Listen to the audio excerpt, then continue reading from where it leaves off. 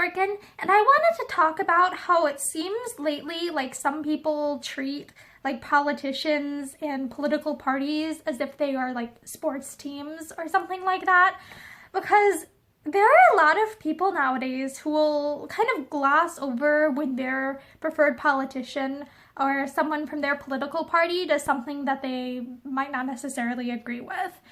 And what I found again today was basically someone was asking what did Trump do that was like tyrannical or bad or something, and I'm over here being like, I don't agree with his stance on bump stocks.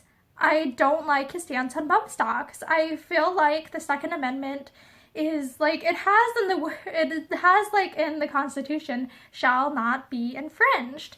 And so I am willing to call out that I think Trump's stance on bump stocks is bad. And yet there are some people who are like supposedly like conservative, or like they believe in the Constitution and stuff. Like that's what they espouse, and yet they're not willing to call out when a politician that they support does something that's goes against their principles or their beliefs. And I would say I've also noticed that there is definitely from like the Democratic Party and people who are like support Biden or on the left, like there are some people who will say things like, oh, inflation's not that bad, or like won't be willing to call out like, hey, gas prices are a little bit high. I don't necessarily agree with this.